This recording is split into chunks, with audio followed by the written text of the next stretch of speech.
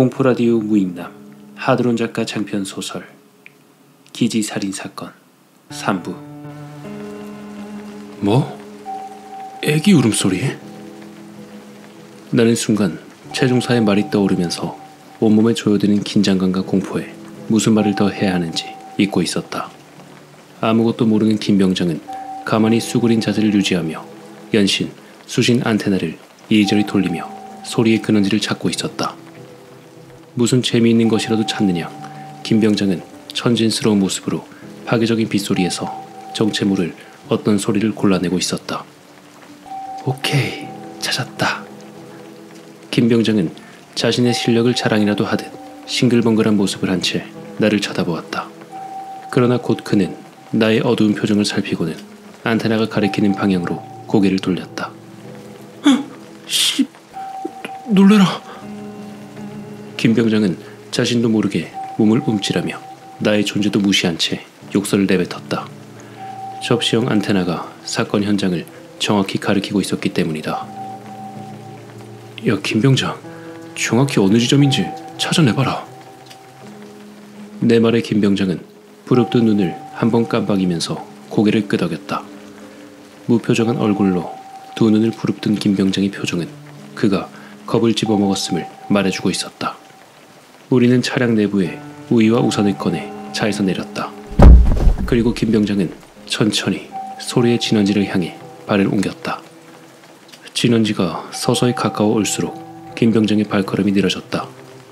정체 모를 그 소리는 김병장을 사건 현장의 낮은 대문으로 유도하고 있었다. 낮은 대문을 밀고 들어가면서 난 심장 박동이 서서히 증가하고 있음을 느낄 수 있었다. 조그마한 마당 가운데로 들어서자 김병장이 갑자기 걸음을 멈추고 어둠 속의 그 집을 조용히 응시했다. 왜 그래? 나의 물음에 김병장은 조용히 그리고 아주 나지막한 목소리로 대답했다. 바로 앞에 있습니다.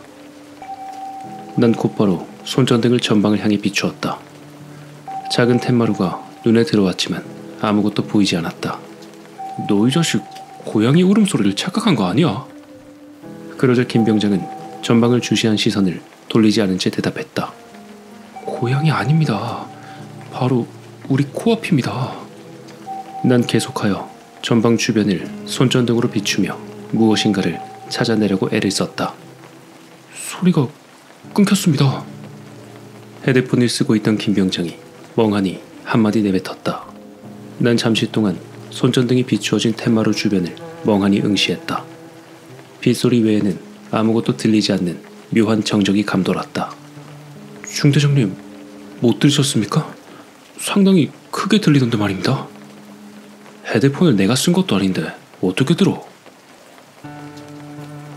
군바리 새끼들. 뭐라고? 뜬금없는 독백과 함께 갑자기 김병장의 목소리 톤이 낮아졌음을 느낀 나는 그의 얼굴을 가만히 응시했다. 우위를 뒤집어 쓴 채 그는 나를 보고 말하고 있었지만 어둠 속에 가려진 그의 얼굴은 볼 수가 없었다. 너 지금 뭐라고 그랬지? 난 그의 표정을 확인하려고 손전등을 그의 얼굴에 비추었다. 그런데 손전등 빛으로 확인된 그의 표정이 날 의아하게 만들었다. 한쪽 입꼬리를 지켜올리며 웃고 있는 게 아닌가. 너 지금 장난친 거냐? 아닙니다. 제가 왜 장난을 칩니까? 그러나 여전히 낮은 음성과 그의 비웃는 듯한 표정은 변화가 없었다. 그런데 너 왜 웃고 있지? 이 말에 김병장은 갑자기 두 눈을 부릅뜨고 경직된 표정을 짓더니 나에게 윽박지르듯 대답하였다. 그럼 이런 표정으로 있습니까? 순간 나도 모르게 주먹과 발이 동시에 그를 향했다. 이런 미친 새끼가 있나? 공수부대 출신인 나의 주먹과 발길질은 내가 생각해도 치명적이고 거칠었다. 그러나 이러지 않으면 그의 기이한 행동을 멈추게 할 수 있을 것 같지 않았다. 김병장은 힘없이 고꾸라져 고통스러운 신음소리를 연발했다. 얼마나 나갈지 모르는 그 비싼 장비의 상태가 염려되었지만 다행히도 김병장은 그것을 깍 움켜잡고 있었다. 일어나라 이 새끼야. 감히 내한테 장난질을 해. 난 그의 목덜미를 움켜쥐고 차량이 있는 곳으로 끌고 갔다. 난 조수석에 그를 던지듯이 처박아 놓고 운전대를 잡았다. 연신 몇 번의 기침을 하던 김병장이 입을 열었다. 죄송합니다, 중대장님. 제가 잠시 정신이 나갔었나 봅니다. 이 새끼, 한 번만 더 그런 장난치면 머리통에 총구멍을 내주겠다. 알겠나? 이렇게 말은 했지만 왠지 장난 같지가 않은 김병장의 행동은 나를 서서히 알 수 없는 공포 속으로 몰아넣었다. 나는 간신히 정신을 가다듬고 장대비가 쏟아지는 빗속을 내달렸다. 그날 밤 나는 이리저리 뒤척이며 잠을 이룰 수 없었다. 조사를 시작하면 정리될 것만 같았던 사건이 자꾸 미궁 속으로 빠져드는 것 같아 머리가 복잡했다. 게다가 김병장의 기이한 행동이 마음에 걸려 더더욱 나는 잠 못 드는 밤을 보내야 했다. 힘겹게 밤을 보낸 나는 일어나자마자 급한 연락을 받았다. 최중사가 군 검찰로 이송된다는 소식이었다. 아직 해놓은 것도 없는데 벌써 이송되다니. 헌병대는 사건 조사를 마무리 지었다고 생각하는 것 같았다. 나는 급히 사단장에게 도움을 요청했으나 이미 이송 명령이 떨어진 후라 사단장도 어떻게 할 수가 없는 상황이었다. 젠장, 사단장 끝발도 별거 아니구만. 난 절로 탄식이 나왔지만 이러고 있을 상황이 아니었다. 난 서둘러 헌병대로 향했다. 내가 도착하자 벌써 최중사는 이송 준비가 완료되어 검찰 호송 차량에 올라타고 있었다. 내가 급히 달려오자 온몸을 포박당한 채 말없이 차 안으로 들어서던 최중사가 나를 알아보았다. 중대장님. 그는 고개를 돌려 나를 불렀다.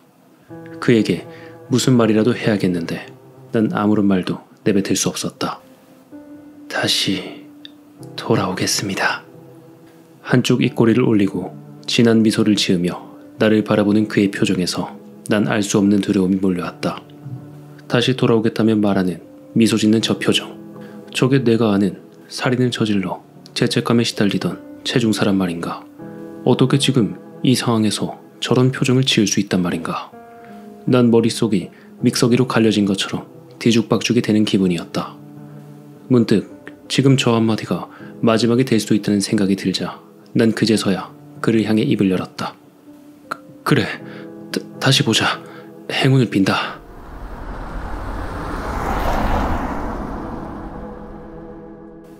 멀어지는 그의 모습을 바라보며 난 한동안 자리를 뜨지 못했다. 지금부터 나는 최중사가 없는 상태에서 그의 무죄를 증명할 증거를 찾아야 한다. 그에게서 들은 얘기라곤 단 3가지뿐이었다. 애기 울음소리를 들었다는 것과 기억이 나지 않는다는 것과 그리고 다시 돌아오겠다는 것. 어쩌면 지금 난 무모한 행동을 하고 있는지도 모른다. 내가 지금 무엇을 더 알아낼 수 있단 말인가? 알리바이, 살해도구, 족적, 지문, 그리고 총소리를 들은 주변 이웃들, 현장을 목격한 경찰들. 이미 모든 증거들은 최중사가 확실한 범인임을 말해주고 있었다. 내가 이것을 뒤집을 수 있단 말인가? 혹시나 최중사는 내가 아는 선량한 모습으로 깊은 내면 속에 잔인한 살인자의 모습을 감추고 있는 것이 아닐까? 난 그의 겉모습에 속은 것은 아닐까? 어제 김병장의 기이한 행동은 정말 장난이었을까? 내 머릿속은 도무지 지금의 상황을 정리할 수 없는 상태가 되었다. 난 깊은 숨을 들이마시면서 답답한 머리를 식히고자 모자를 손으로 벗어지었다. 오른손에 쥐어든 모자가 종이장처럼 구겨져 있음을 모른 채 난 천천히 뒤돌아서 걸었다. 멍하니 넉넉한 표정으로 뒤돌아 걷는 나의 모습을 본 헌병대원들이 연신 나의 눈치를 살피기에 급급했다. 난 부대에 돌아와서도 혼이 빠진 사람처럼 멍하니 행정실을 지켰다. 애기 울음소리, 텐마루 근처에서 소리가 멈추었다. 그리고 김병장이 기이한 행동을 했다. 무엇인가를 정리해야 하는데, 아니 무엇인가를 지금 해야 하는데 정말로 아무것도 손에 잡히는 것이 없었다. 그때 불현듯 나의 머릿속을 스치는 한 가지 생각이 들었다. 그래, 텐마루, 거기를 봐보자. 난 서둘러 사단의 굴삭 장비와 차량을 요청했다. 그런데 행정실을 나가려는 순간 난 갑자기 CP의 간부용 무기고가 떠올랐다. 무슨 이유에선지 모르겠지만 권총을 챙겨야 할 것 같다는 본능적인 의무감이 들었다. 난 더 이상 생각할 겨를도 없이 무기고에서 권총 한 조를 꺼내고 실탄이 삽입된 탄창을 권총에 끼워 넣었다. 만일의 사태에 대비하여 장전은 하지 않고 조정관은 안전에 위치하였다. 벨트 뒤쪽에 깊숙이 총을 숨긴 나는 부대 밖으로 나와 사단 본부에서 내려오는 지원 차량을 기다렸다.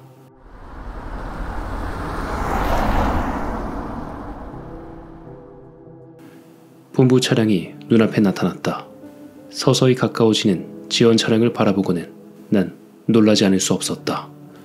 운전병이 김서구 병장인 것이다. 너 뭐야? 넌 운전병을 요청했는데. 김 병장은 나를 안심시키려는 듯 미소를 지으며 대답했다. 아, 제가 죄송한 것도 있고 해서 자원했습니다. 난 의심스러운 눈초리로 그를 쳐다보았지만 그는 전혀 개의치 않는 표정이었다. 사건 현장으로 가기 위해선 큰 강을 끼고 도는 다리 하나를 지나야 한다. 낙석이나 산짐승 같은 위험 요소 때문에 지나치게 가파른 산악 지형에는 강물을 끼고 도는 다리를 만들어 지나도록 한다. 다리 위를 내달리는 차량 내에서 몇 분여 동안 아무 말 없이 우리들은 전방을 주시한 채 앉아 있었다. 굴삭 차량은 언제 오지? 아, 곧 뒤따라올 겁니다. 다시 침묵 속에 우리는 빠져들었다. 이 침묵을 깬 것은 김 병장이었다. 중대장님, 최태영 중사는 어떻게 애기 울음소리를 들은 겁니까? 모른다 임마. 그 얘기 그만해라. 전방을 주시한 채 나는 아무렇지도 않다는 듯 앉아 있었다. 난 하고 싶은데 왜 안 하지? 그의 말이 존칭이 아닌 짧은 어구로 끝나는 것을 눈치챈 나는 고개를 돌려 김 병장을 쳐다보았다. 그제서야 나는 김 병장이 앞을 보지 않고 나를 보며 웃는 모습으로 운전하고 있음을 알게 되었다. 그와 동시에 온몸이 싸늘해지는 한기가 순간적으로 몰려왔다. 최중사 얘기를 저놈이 어떻게 아는 것일까? 너 이 개새끼, 최중사 얘기 어떻게 알았어? 이에 김 병장은 전방을 주시하는 것을 포기한 채 잇몸이 모두 드러날 정도로 크게 미소를 짓더니 나에게 말했다. 내가 다시 온다고 하지 않았나? 그의 엽기적인 표정을 보는 순간 나에겐 분노와 공포가 동시에 밀려왔다. 너 씨발 새끼. 이 말과 동시에 이민의 오른손은 벨트 뒤쪽에 깊이 숨어있는 권총을 찾기 시작했다.